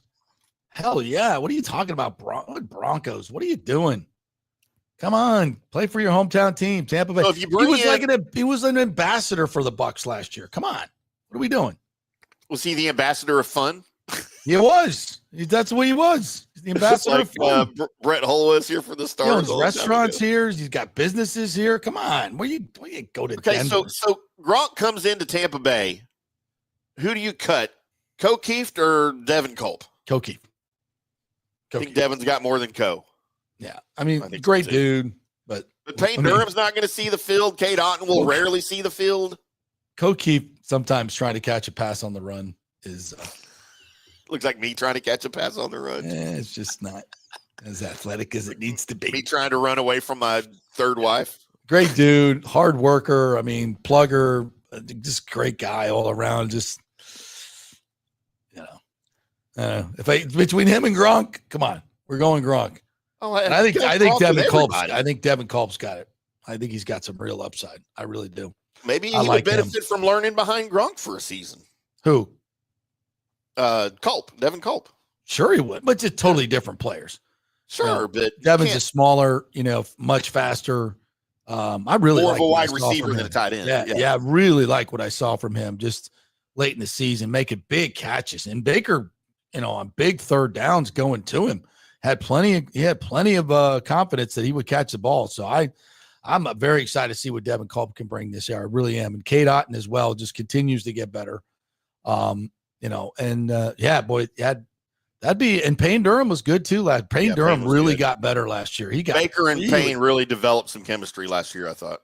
So if you had that's your four tight end group right there: Gronk, Culp, Payne Durham, and Kate Otten. Holy shizbang. That's a lot of good. That's a lot of good tight ends. Are Mike Evans and Chris Godwin ever going to see the ball? Yeah, I think they will. You don't need Bucky to catch passes anymore. I think we're fine. But maybe that's why he doesn't want to come here, because there's not a whole lot of room. They wouldn't get a whole lot of a look. To be honest with you, yeah. I'd like to see him come back for sure, though. I love Gronk on the field. I just hate him behind a microphone. I don't need. All right, fair enough. Do you want to take our last break and then come back and finish with comments? Yes, we got comments. One directed at you once again. So we'll do that. I haven't even looked. Oh, you'll love this one. Absolutely. I'm a little pissed off about it, though, to be quite honest. I got an issue. Got a big issue with this comment to you. We are brought to you by the great folks at Cafe Paradiso. You know, we went there for Valentine's Day, the lovely Ashley and I. What a fabulous meal. Oh, it was fantastic. I had the angel hair pasta with the lump crab meat and the Maine lobster. Oh, it was so good. Oh, and she had the crab cake there. That is the best crab cake I've ever had.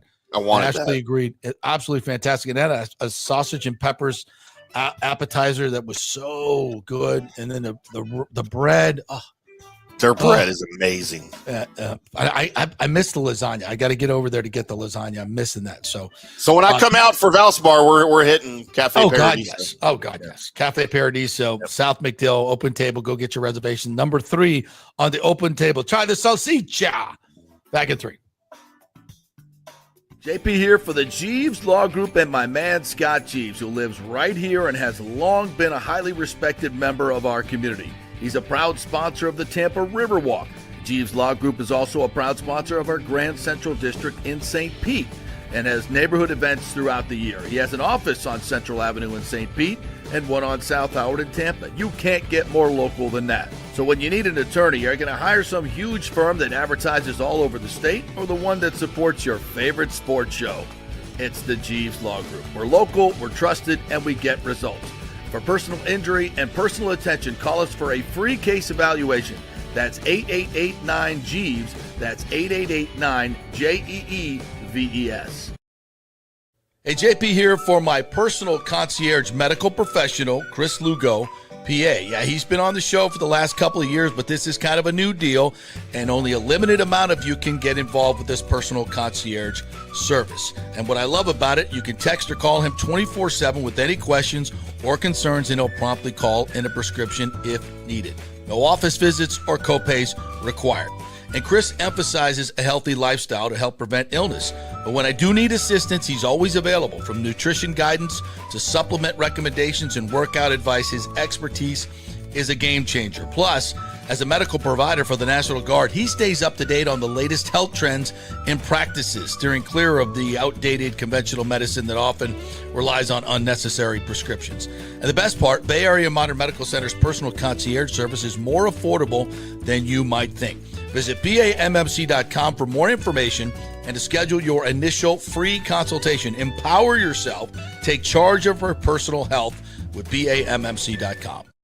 Hey guys, February's birthstone is amethyst, a stunning purple gem that symbolizes peace, protection, tranquility, and sincerity. Celebrate her birthday or your 6th and 17th wedding anniversaries with an unforgettable amethyst gift. And of course, for over 40 years, the Gold and Diamond Source has been Tampa Bay's most trusted name in fine jewelry. We only sell natural diamonds. If it's real love, it should be a real natural diamond. Don't get a fake. The Gold and Diamond Source first-time buyer program will help you learn about the 4 C's, what style, shape, and color works best for you and your unique style. Folks, it's the best customer service. They make it so easy for you, and they're not going to push you into something that you cannot afford. 0% financing for up to 5 years. If you finance $5,000, it's only $83 a month. Also, you can turn your old unused gold into cash or a stunning new piece. With gold prices soaring, there's no better time to trade up. So get that old jewelry and bring it on in. You know where, the Gold and Diamond Source, 3800 Omerton Road, always online at thegoldendiamondsource.com. Let's go. Right now, back to the show on Fans. All right, welcome back to the JP Peterson Show here, brought to you by the great folks at the Gold and Diamond Source and Bay Area Modern Medical Center. Chris Lugo is my concierge doctor, and when I got this horrible neurovirus, I called, literally texted him at like 4:30 in the morning, like, dude, help me. And he sent in a script and for a little anti-nausea medicine, went and picked it up. Whew, didn't have to go to urgent care, didn't have to go to emergency room, didn't have to go wait, call my primary care and say, oh, we can fit you in 6 months from now on 8:30 in the morning. Didn't have to do any of that stuff. That sounds a lot like Canadian free healthcare. Exactly. No, it sounds like American healthcare, actually. That's where we're at now. And you get to see a nurse practitioner, by the way. You get to wait 6 months to see a nurse practitioner. That's how it works now. Thanks, Blue Cross Blue Shield. That's awesome. That's why I have Chris Lugo, Bay Area Modern Medical Center, as my concierge doctor to oversee all of my medical care and work with my insurance to keep me healthy. So go to BAMMC.com, get a free consultation with Chris, and he'll tell you what it's all about. It's cheaper than you think. BAMMC.com, get your own concierge doctor. Individual medicine, that's where it's at, folks. Personalized medicine. I need you to send me his email, by the way, because I need to contact him. I need to set something up. BAMMC.com. Well, that's the website. I just need his email. His email's on the website. You go to the website and it says, click here for a free consultation. I know, but that doesn't go to him. Special. You want some special recommend? I want his private email. Of course I will. Of course I'll give that to you. But seriously, you'll get the same if you go to but I'll do an email introduction for you. So he knows. Yeah. But you get the same treatment. That's the way it works. works. I'm sure. Yeah. I just, me, I need the special treatment. Here's the comment I'm having a problem with from my wife, the lovely Ashley. So I want to go to the Legion with Tim, the Legion Hall. What is the Legion Hall? So there, last year when we went to Valspar, on the way back, we were stopped at this pizza place in, say Dunedin. Was it Dunedin? No, it wasn't Dunedin. Someplace over in Pinellas County that somewhere Portnoy went, said it had great pizza, and the pizza was fantastic. But across the street was there was a dive bar that we went to that was awesome. And then there was a Legion Hall, and Ash was a little tipsy, and she's like, I want to go in the Legion Hall, and I'm like, we're not allowed to go in the Legion Hall, and she's like, walks in there, and all these guys are like, just all over her. I'm like, can we get the hell out of here? But she says, I want to go to Legion Hall with Tim, not with me and Tim, just with Tim. Like, what the hell is that, honey? I mean, she has to know up front that if I take her to Legion Hall, she might be leaving by herself because I'm going to leave with 2 or 3 other chicks. Right. But evidently I'm out. I'm not invited. Thanks, honey. Appreciate that. Jeez. That is hilarious. All right, Ashley, let's do it. I'm in. Oh, we have breaking news. Shovels in the ground just drove by, and Stu was actually out there digging. There's no way, Hernando. Oh, I think he's dug a hole for himself quite big. Yes, I think he's absolutely right. Stu's been digging that hole for quite some time, and I think it finally swallowed him up. So that was a good one. Thank you for that. He said, I also saw FEMA at the Trop cutting a huge check. Oh, God. For $100 million. I just don't see that in the climate that we're in with government spending. I just don't see that one passing muster. Do you? I don't. No, that's not happening. Daniel Rivera says MLB is not going to want to drag the saga with the Race Stadium situation too much longer. This will be my timeline based on the info you provided, no later than May 1st, but as early as March 28th. I just, Daniel, I love your optimism. I wish I could be, I mean, that's what should happen. But with Stu, you never know. It's just, he's going to make it so hard for everyone. He always does.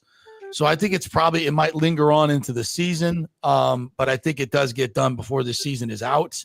But I don't know. It's all up to MLB, how much they're going to squeeze Stu, in my opinion. We shall see. Hernando, also not a Kyle Trash fan. That one's too easy. It is. So, I think Kyle has worth. I really do. He holds a clipboard really well. Said JP, I thought Ed DeBartolo was still doing time. No, he's not doing time, dog. Rick, Safety Harbor. Yes, that's where it was. Safety Harbor. Yes, there's a nice little dive bar and the Legion bar there. What do you know the name of that pizza place? It is good. It's really good pizza.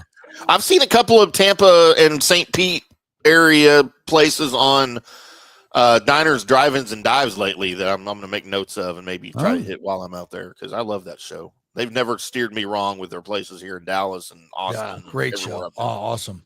I cannot. I cannot. By the way, Guy Fieri, friend of the show, by the way. Really? Well, when's he coming on, dog? Book a guest. Let's go. Man, he is really busy. Between him and Matthew McConaughey, man, I ain't got no time for anybody. Come on. Step up, producer. Let's go. Yeah, they're best friends, right? They're like best buddies. Which is really cool. And then they're best buddies with another friend of me and Gerb's here in Dallas. They went to school together. So. Matthew McConaughey emails me 6 times a day.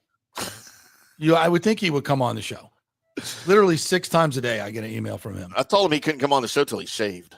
That's scruffy. That's what I get for signing up for his life coaching. That's a good idea. I know him too well. His book was awesome. Have you read Green Light? Yes. Really yes, good. Really good book. Michael LaRue, I would think Godwin has a history of leg injuries, would like to play on grass, not that stuff they play in Dallas. Good point. I mean, field at AT&T Stadium, as far as fake stuff goes, it's the best. It's got the little rubber pellets. How can you tell the difference? I do not like that stuff. He says, James says the Pats will overpay big time to get Godwin. My concern is that he will not be $5 million over 3-year difference. Still, he says he stays, but if Bucs make a disrespectful offer, bets are off. I don't think they'll do that. I don't think they'll do that. I do not think they will do that. And if the money's close, I bet you he stays in Tampa. Why would he want to play in freaking Gillette Stadium 8 times a year? Christopher Cole says, I said this last year that Godwin's going where Coen goes, but I hope not. I don't think he has a much better now, if any team's going to overpay for Godwin than Coen, if anybody's going to overpay for him, it might be the Jags. So speaking of the Jags, oh no, their GM broke the internet yesterday. James, because he's 12 years old. James Gladstone. Look at this guy. Here, let me play this. Look at this guy. This went viral. I don't think we've seen the best of Trevor. I'm really excited for Liam to get a chance to work with him, support him, and really bring the tools that he has in his arsenal to life. And I think it starts by the protection, right? Making sure that he feels like he's got as much time to work with as possible, and also that he's comfortable with the pass catchers. And so I think through that lens, he's going to feel that change in both the operation schematically and then the personnel that we invited in the building. What in the world are we doing? What is happening in Jacksonville? Hold on. Just leave it up there. Okay, first, has he shaved? Has he ever shaved? Has he ever shaved in his life? Does he still live with his mom? What do you call the jacket? There's a name. Did he just go to his 8th grade class reunion a couple of years ago? What is happening right now? I got kids older than that. I got underwear older than that. And definitely more stained. Oh my God. Now put him next to Liam going doom. Oh my God. Did he used to do the Duval thing, whatever it was. Oh my God. It was so gay. Put him on a stage next to Liam without a hat, by the way. And that's your leadership. And Shad Khan with the mustache and just go, this is your Jacksonville Jaguars brain trust. Who wouldn't be confident? God. Who would? And the game is football. National Football League. This is your brain trust. This is your wow. Now look, dude, he's smart. He evidently has a good track record. I read a little bit about it. Did well with the Rams draft. Graduate high school? Like last year. I don't know how old he is, but he literally looks 21 years old. He looks 21 years old. And maybe not even that. Yeah, the thread on that is just hilarious. And the memes that people put up there were just fantastic. Yeah. So. JP, what are we doing in the NFL right now? Well, there's a lot of talent. DEI hire, evidently. It's maybe some nepotism involved. I don't know, but that's just I'm like, that can't really be. Yeah, it is. Yeah, it is. All right. Okay, anything else? I have a picture here for you that I'm uploading right now that we have to put up on the screen for everybody because this just might make our day. If you are looking for something to laugh at, I'll you know what? And I'm even going to put this out on X for everybody to download as I'm uploading it right now. You're listening to live coverage of Tim. In the meantime, I'll put up this Ashley trying to save face.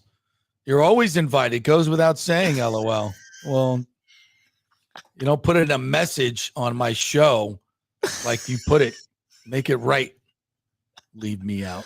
She's just going to text you privately. You're always invited. I just don't want everybody to know. Ridiculous. All right, everybody save this picture because we're going to need it to laugh at here this season. There is your brain trust for the Jacksonville Jaguars for the next, 5 years. Oh my God. Look at that. This is why Liam always wears a hat and his sweater vest, because that is it. Can you put it side by side with Step Brothers? Yeah, that'll take me some time, but I can do that. The Step Brothers media, that picture, the poster. I will do that, and I'll tweet it out because, that's going to take me a minute. But how great is that? Oh, my God. What are we doing here in the NFL, man? Oh, it was a great way to end the show right there. Oh, God. Hernando says it makes Sean McVay look 100. That's maybe why he had him around, so he wasn't the youngest looking guy on the coaching staff. We'll have to get into this tomorrow. The Bucs got a D+ grade for ownership in the latest NFLPA report card. I don't know what's going on. Cards are stupid. They're stupid. I don't get that. I hear nothing but the players lauding the Glazers all the time for all the stuff that they do. I don't understand that. That's a weird deal. Comes from. I don't know how Jerry Jones keeps getting A's. To be honest with you. By the way, we had such a great show today, JP. It's time. There you go, partner. Yeah. In honor of today's show, and in honor of Liam Coen and Babyface, who's the new GM in Jacksonville. That makes me want to hurl. God, if I did that right now, it would be podcast history. It would go viral. We could make it go viral. By the way, everybody tune in tonight at FanStream Sports for the Colby 7 IndyCar Tim Show. Okay, cool. What time? We've been gone a couple of weeks because of schedule conflicts and stuff, but we're bringing it back tonight. We're going to get into a lot of combine talk, and I should have a new Tampa Bay Buccaneers Daily Blitz coming out over on the JP channel for all you guys this afternoon. What about the From the Rough podcast? We doing that tonight? From the Rough podcast at 5:00, a little bit later on wherever you get your podcasts. So Johnny will have his picks for you. They'll be ready by then. He didn't get them to me in time today. Okay, good. So I think what we're going to start doing is because Johnny can't do Wednesdays. It's really tough for him to do Wednesdays because of his schedule at the retreat at the facility where he works. But I want to start having him on regularly on Tuesdays because he can at least preview the tournament. He won't have picks, but he can preview the tournament on Wednesdays or on Tuesdays and maybe talk about the tournament, the weekend prior. Yeah, let's do that. But then he will get me his picks on Wednesday for me to we'll give go over to the people, and we can go over them. So that's what we'll start doing. Beautiful. That works for me. Yep. All right. That'll do it for us today. It was just me and Tim, so screw all the guests. Yeah. They were terrible. We don't need anybody else. Need anybody. I mean, Ashley was kind of a guest. Yeah, she was. Thank you guys for jumping in. Great texts, comments today. Really appreciate it. Don't forget to like and subscribe. Like this podcast if you're watching it right now. Ching, ching, ching. Yep. I like that thing. And also subscribe to all our social media. Great stuff. We will be back tomorrow to preview the Bolts and the Calgary Flames and much more on the Combine as well. Have a great day, everybody.